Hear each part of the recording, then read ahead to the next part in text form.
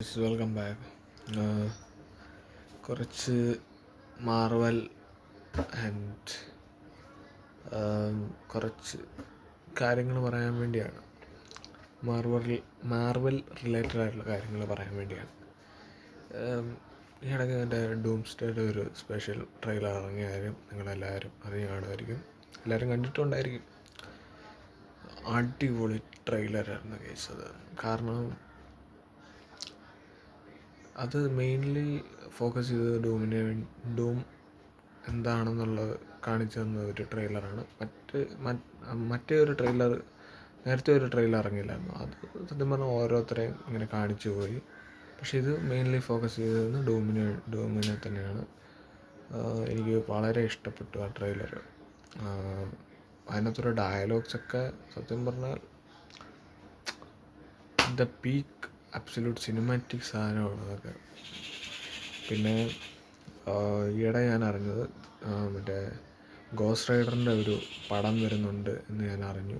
I was totally excited. But ഒരു ചെറിയ വിഷമം എന്ന് വെച്ചാൽ റയാൻ ഗോസ്ലിംഗ് ആണ് ഈ പറഞ്ഞ ഗോസ്റ്റ് റൈഡറായിട്ട് വരുന്നത്. സത്യം പറഞ്ഞാൽ അതെ, റയാൻ ഗോസ്ലിംഗ് നല്ലൊരു പെർഫെക്റ്റ് മാച്ചാണ് ഗോസ്റ്റ് റൈഡറെങ്കിൽ പോലും നമ്മുടെ നിക്കോളാസ് കേജിൻ്റെ അത്രയെങ്കിലും വരുമോ? 2007 2011 സ്പിരിറ്റ് ഓഫ് വെഗാൻസിയും ഗോസ്റ്റ് റൈഡർ 2007 അങ്ങേര് ചെയ്തു വെച്ചതിൻ്റെ അടുത്ത് വരുമോ എന്നുള്ള കാര്യം എനിക്കറിയത്തില്ല. മേ ബി വരുമായിരിക്കും. ബട്ട് അങ്ങേരൊരു ലെജൻഡായിരുന്നു നിക്കോളാസ് കേജ്. അദ്ദേഹം ഈയിടെ സ്പൈഡർ നോവർ എന്ന് പറയുന്ന ഒരു ലൈവ് ആക്ഷൻ സംഭവം പുള്ളി ചെയ്തായിരുന്നു. അത് ഞാൻ കണ്ടിട്ടൊന്നുമില്ലായിരുന്നു. ബട്ട് നിക്കോളാസ് കേജിനെയാണ് എനിക്കിഷ്ടം. കാരണം പുള്ളിയുടെ ഗോസ്റ്റ് റൈഡറിനൊരു ഓറയുണ്ട്, അതെല്ലാവർക്കും അറിയാം, കണ്ടവർക്ക് എല്ലാവർക്കും അറിയാം. അപ്പം പുള്ളി ചെയ്യുമായിരുന്ന അടിപൊളിയായതിന്.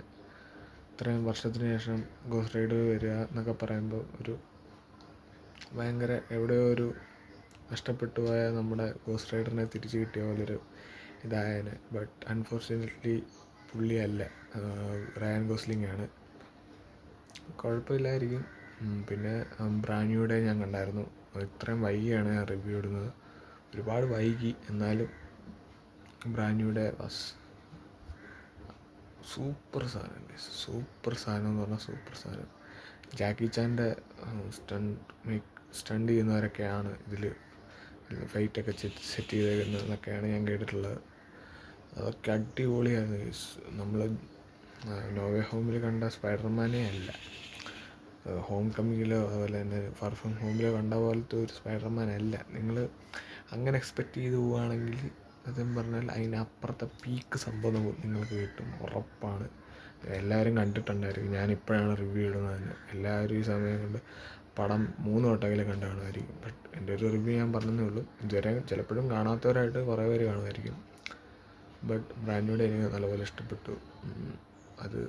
അതൊരു പീക്ക് സംഭവമാണ്. കാരണം ഇതുവരെ ഞാൻ ഇതുപോലൊരു പീറ്റർ പാർക്കറിനെ ഞാൻ കണ്ടിട്ടില്ല. ഒരു ഗ്രൗണ്ട് ടു എർത്ത് പീറ്റർ പാർക്കറാണ്. ഈ പടവും അതുപോലെ തന്നെയാണ്. അതുപോലത്തെ ഒരു, പിന്നെ എല്ലാവരും ചെയ്യുന്നു ഡൂംസ്ഡേയിൽ സ്പൈഡർമാൻ കാണുമെന്ന്. പിന്നെ ടോബി മെഗ്വയർ സ്പൈഡർമാനായിട്ട് വരുമോയെന്നൊക്കെ കുറേ പേര് ചോദിച്ചു. ഫസ്റ്റ് സീക്വൻസ് എന്ന് പറഞ്ഞു കഴിഞ്ഞാൽ തന്നെ ഡൂംസ്ഡേയുടെ ഫസ്റ്റ് ഓപ്പണിംഗ് സീക്വൻസ് തന്നെ എന്ന് പറഞ്ഞാൽ വോൾവറിനും നമ്മുടെ ടോബി അണ്ണനുമായിട്ടുള്ള ഫൈറ്റാണ്. മറ്റേ 2 യൂണിവേഴ്സ് തമ്മിലുള്ള ഇൻക്വേഷൻ. അതിനെപ്പറ്റിയൊന്നും വിശദമായിട്ട് ഇതുവരെ വന്നിട്ടില്ല, അതുകൊണ്ട് എനിക്കറിയത്തുമില്ല. അപ്പം അങ്ങനെ വരുവാണെങ്കിൽ അടിപൊളിയാണ്. പക്ഷേ കുറേ പേര് പറഞ്ഞു ടോബി മരിച്ചു എന്ന് അതൊക്കെ പറഞ്ഞപ്പോൾ നല്ല വിഷമമായി. ബട്ട് അങ്ങനെ ടോബി മരിക്കാതെ ഇവരെ അറിയത്തില്ല കേസ്. പിന്നെ നമ്മുടെ ടോം ഹോളണ്ട് വരുമോ എന്നുള്ള കാര്യം പറയുന്നത്. മറ്റേ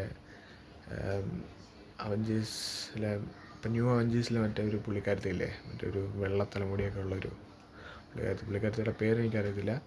ആ പുള്ളിക്കാരത്തി ബ്രാൻഡ് ഡേയിലുണ്ട്. അപ്പം അങ്ങനെ ഒരു കണക്ഷൻ മേ ബി വരാതിരിക്കാൻ ചാൻസ് കൂടുതലാണ്. അവരുടെ പേരെനിക്ക് അറിഞ്ഞുകൂടാ, അതുകൊണ്ടാണ്. അങ്ങനെ അവഞ്ചേഴ്സ് അങ്ങനെയുള്ള വലിയതായിട്ട് കാണാറില്ല, എന്നാലും കുറേ കാര്യങ്ങളൊക്കെ അറിയാം, അത്രേ ഉള്ളൂ. കുറച്ച് കാര്യങ്ങളൊക്കെ അറിയാം. അപ്പോൾ ആ ഒരു ബേസിസിലാണ് ഞാൻ ഇതൊക്കെ പറഞ്ഞത്. പിന്നെ പിന്നെ വേറൊന്നുമില്ല. മേ ബി സീക്രട്ട് വാർസിൽ എന്താണേലും ടോം ഹോളണ്ടിനെ കാണാനുള്ള ചാൻസസ് ഉണ്ട്. ബട്ട് ഇതുവരെയും പുറത്ത് വിട്ടിട്ടില്ല ഒന്നും. ഞാൻ ഭയങ്കര എക്സൈറ്റഡ് ആണ് ഡൂംസ് ഡേയ്ക്ക് വേണ്ടി. നിങ്ങളും അങ്ങനെയാണെങ്കിൽ കമൻറ്റ് ബോക്സിൽ പറയുക. പിന്നെ ആ വെളുത്ത തലമുടിയുള്ള ആ ചേച്ചിയുടെ പേരെന്നാന്നും കൂടെ ഒന്ന് പറഞ്ഞേക്കണേ. അപ്പോൾ ഇത്രയൊക്കെ ഉള്ളൂ. നിങ്ങൾക്ക് നിക്കോളാസ് കേജിൻ്റെ ഗോസ്റ്റ് റൈഡറിനാണോ ഇഷ്ടം, ഇനി വരാനിരിക്കുന്ന റയാൻ ഗോസ്ലിങ്ങിൻ്റെ ഗോസ്റ്റ് റൈഡറിനാണോ ഇഷ്ടമെന്നും കൂടെ ഒന്ന് കമൻറ്റ് ബോക്സിൽ പറയണം. ലൈക്ക് ചെയ്യണം, ഷെയർ ചെയ്യണം, സബ്സ്ക്രൈബ് ചെയ്യണം. Bye bye.